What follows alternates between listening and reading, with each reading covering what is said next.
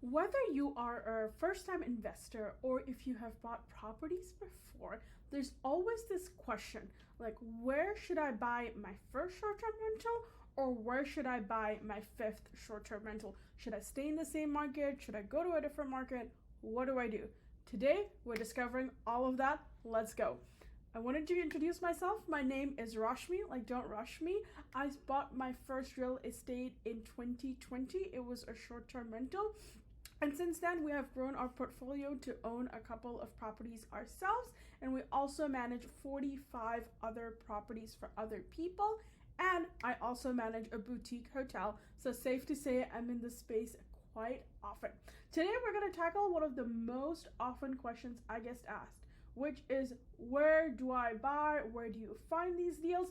And as a bonus, make sure you watch till the end because I'm going to give away some free resources that I use to get me started on my search. I do have a little bit of disclaimers as I walk through this because I like to be really honest when I'm providing opinion about things that have worked for me and things I haven't, and also what I recommend newbie investors do. And the advice is a little bit different if you're a seasoned investor in short-term rentals. For me, a newbie is anyone that's never invested in short-term rentals before, because even if you've bought maybe say long-term rentals or commercial real estate, short-term rentals are just a completely different market. It's such a hospitality heavy business. But the best part about short-term rentals, and there are so many, but one of the best parts about it is there's so much data available with literally the click of a button. So let's get started. And right before I get started, because I have been told to do this, please go ahead and hit the subscribe button. It helps me put out some more great content for you guys. And make sure that you guys are dropping any questions you have in the comments or send me a DM on X or Twitter or whatever it's called now so I can make some more videos for you guys. All right, guys, and bear with me. Sorry, one like last little disclaimer. Bear with me. I did make a few slides just so I can go through and stay on my points. And if you guys have any questions, as always, drop them below. All right, let's go. So, where should you buy? First things first. The first thing I like to tell people when you're looking for short-term rental is if you live in a big city or even if you live in a small town, I always recommend you buy about 2 to 3 hours away. So most people will go, Rashmi, why can't I just buy in my own city or my own town? And the reason it's not that I'm telling you not to do that. The reason I'm telling you to buy 2 to 3 hours away is because it forces you to learn how to self-manage your real estate if that is important to you. I believe you should be able to buy real estate anywhere and you should be able to operate from anywhere because that gives you the freedom to be able to do what you want with your life. Now, if you're one of those investors who prefers to invest locally and go, I want to be near all my properties, that is perfectly a-okay. It's just not a personal model that I follow. I like the 2 to 3 hour kind of time frame because in case something happens and all hell breaks loose, you can still head out there basically within the day. Like it'll take you 2 hours to get there, 2 hours to go back. So it's still possible you can make it out there, but you don't have to. And it kind of makes you go, well, 2 hours of my time is worth a lot of money. So maybe I shouldn't be going out there. So what should I be doing different? The other reason I like this kind of 2 to 3 hour time frame is it really makes you understand your market. So here's what I mean by this. Let's say you live in LA and you are thinking, okay, I want to buy a short-term rental in LA. Now, I will tell you, I personally do not invest in city markets, and you've probably heard me say this on different videos because I believe in investing in regional vacation markets that people drive to. And usually when you live in a big city, those markets tend to be anywhere from an hour to 3 to 4 hours away. So for example, I don't invest in this market, but Joshua Tree is a popular market for LA. So is Big Bear Lake. And one of the things that happens when you invest kind of in these 2 to 3 hour markets is you get to find out about basically all of these like hidden gems of markets that you've literally never thought about. And the reason I say that is on the first market that I invested in, and I'll do a deal breakdown in this video about the market I invested in.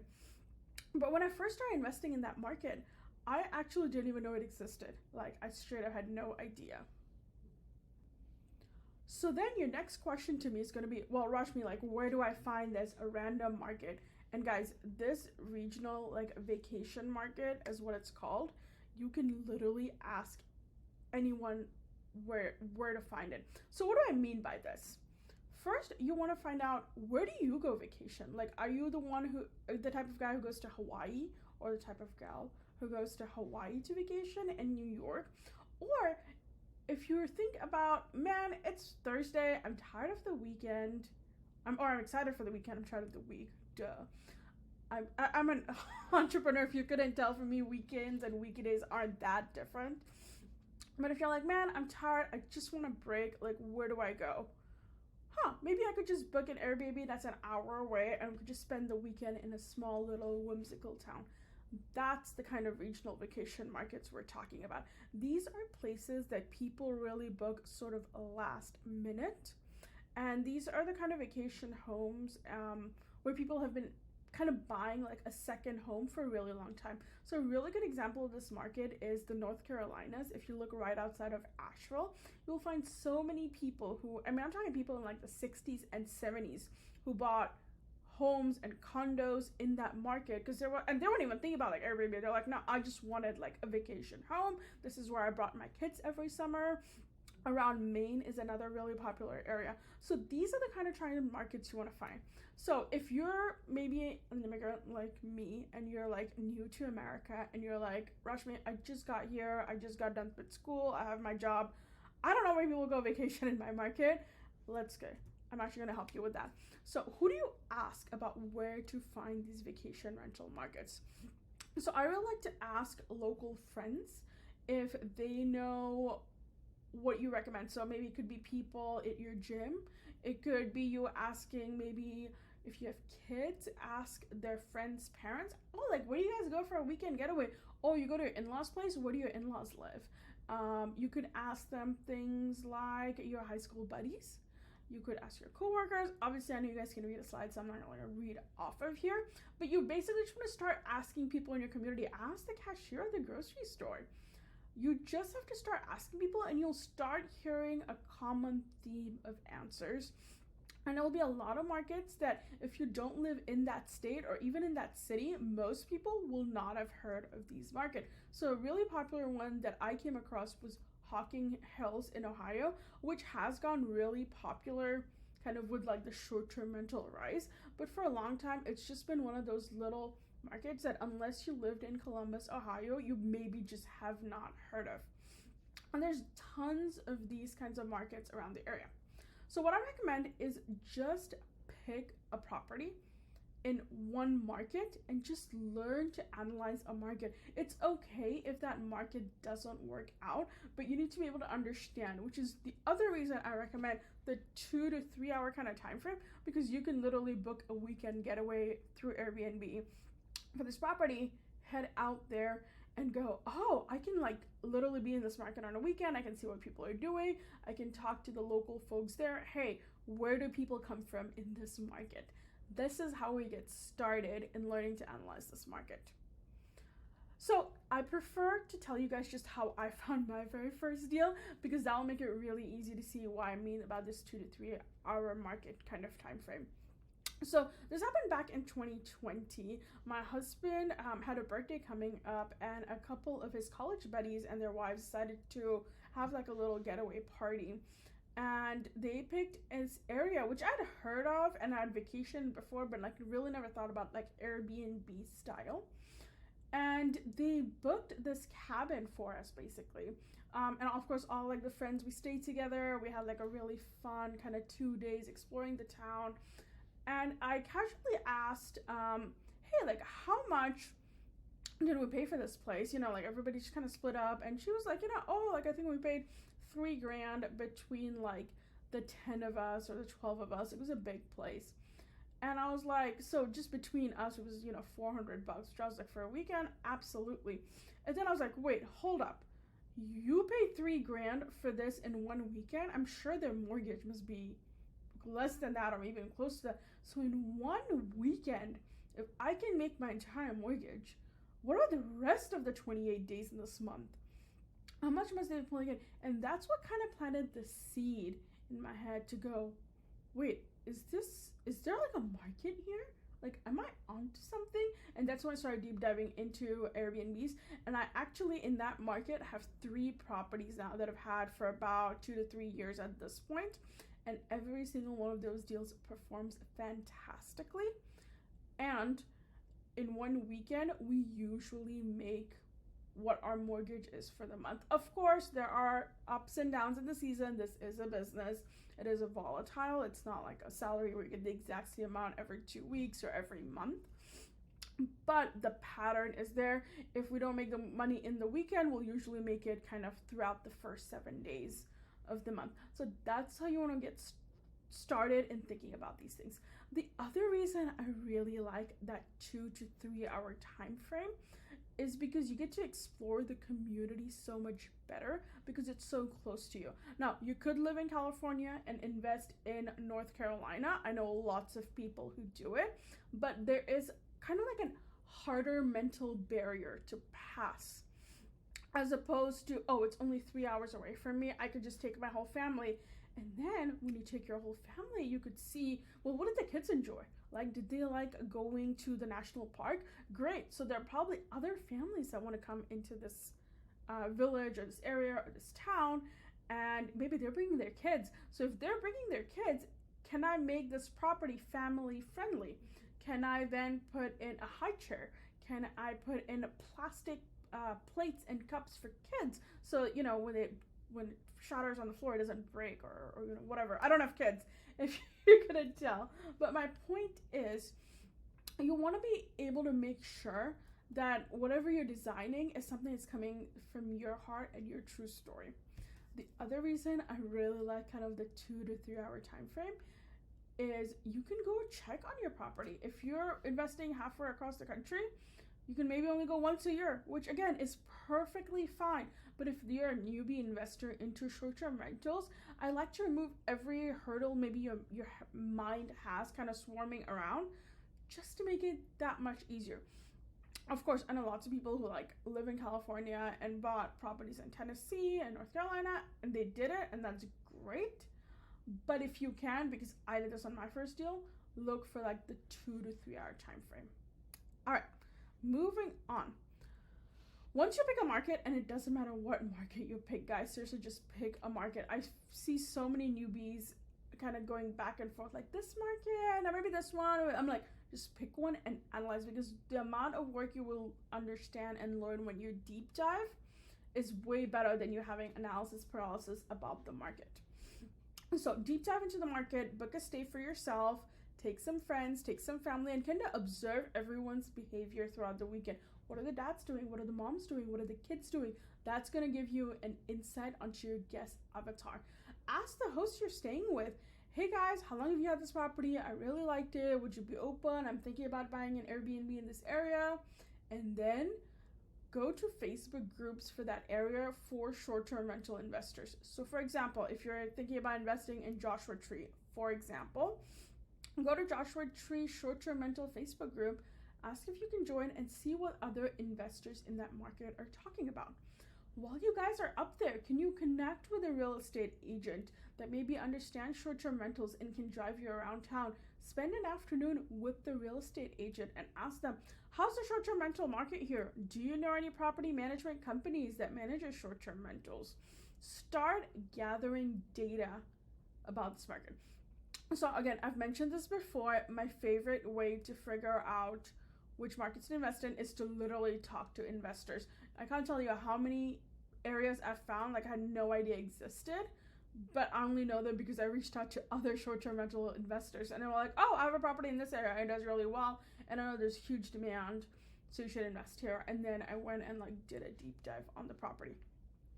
There's one, okay, man, there's like a couple of things I want you guys to be aware of when we're talking about this. So when you ask an investor who has a property in that market, be really nice. Like, they're being honest and sharing all this information with you, and they're being really kind, honestly. So you want to be nice. I usually like to buy them coffee, maybe send them a gift card, to whatever I can to show that I really appreciate their time. The other thing you want to do, and this goes with everybody, is you want to be cautious about what they tell you.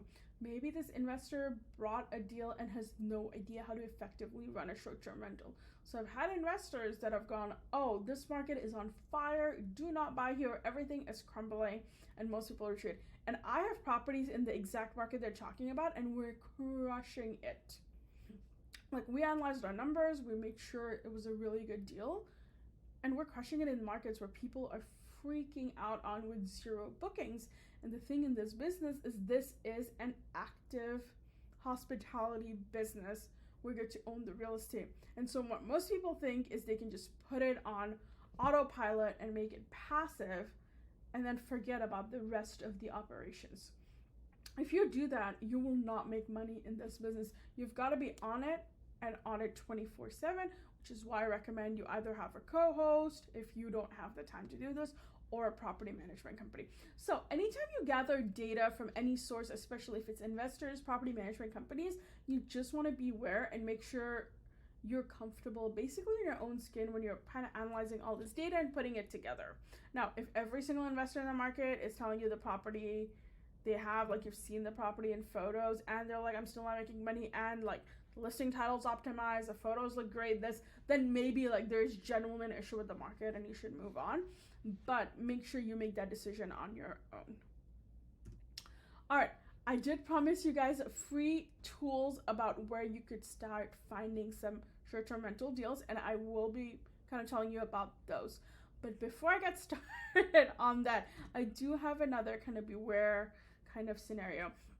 And here's the thing, guys. I'm going to share a whole bunch of free resources. You basically just give them your email address and they'll send deals to your inbox. Now, this goes without saying, but this is not investment advice. None of this is. As always, consult a financial person and not some random person you see on YouTube. However, with these lists, guys, these are people who want to sell you a short-term rental, so their numbers may not be favorable, and they could be selling you in a market that already is quote-unquote saturated. I say quote-unquote saturated because there are so many operators that are like below the level of par, basically. So I say kind of this because if you generally buy a property at a great price, you put in the right amount of money and you get it to a certain level for your guest avatar, and if they're already coming to this market, it's going to perform really well. So you want to be careful when you're kind of going through these, but if you are struggling to find like a market, you're like, I don't know, pick literally any of these markets on these sites and just start running analysis. And I know I keep saying this and people will come back to me and, you know, they'll run 10 analysis, 15 analysis, and they'll be like, I didn't make a deal, or like, I haven't found a deal yet. Guys, it took me from November of 2021 to November of 2023, so 2 full years to find a 6-unit hotel to manage. Every single day I got up and looked for the deal. People come back to me saying, I analyzed 100 deals and didn't find anything. I'm like, maybe you didn't, like maybe you're a great person to analyze, or maybe you didn't find it, or maybe you just haven't done enough, bro. You gotta keep hustling. This business will get you 20% cash on cash returns when the deal is bad. So of course it's harder to find a deal, and you have to learn to analyze, and you have to learn to think outside the box. For example, if I were having a property in Florida and everyone else has a pool, me having a pool is not going to make me stand apart. But maybe if I am in the mountains and no one has an indoor pool, maybe I have to spend all of this cash putting in an indoor pool, but that will get me maybe twice the amount of guests that come stay with me. That's the kind of leverage you want to be thinking about. The other reason, and I should have mentioned this a little bit earlier, but the other reason I really like investing in kind of these regional vacation markets is when the economy kind of dips, like in 2008 when it did, a lot of people were still vacationing in these markets because they are so close to them. So people are more likely to cancel their vacation to Hawaii because, you know, they have to take 2 weeks off work. It's a trip of a lifetime. It's expensive. Whereas, hey, I can just book a little getaway this weekend and have fun. The other reason I like it is a lot of these markets are tourism heavy. So they are depending on short-term rentals, on hotels to be in this market and to make their money. Okay, without further ado, here is the list. Here are all of the free sites you guys can be on to basically get deals emailed to your inbox for free. You can literally just go to their website and put email list and then just start adding your email, and you will get so many deals all the time. Now, I do have my beware again, because like I have mentioned before, I don't want you guys to be like, Rashmi said to just find a deal on Airbnb, and I did, and now the numbers don't work. That is not what I'm saying. I'm saying this is just a great starting point for you. Guys, and I am really excited to announce that I will be starting my podcast back up, where I bring on a ton of short-term rental investors, hotel investors, and anyone else you guys want me to bring on. So make sure you hit that subscribe button if you haven't done so already, and leave me a comment or like this video, and make sure you check out the podcast. It has tons of great information.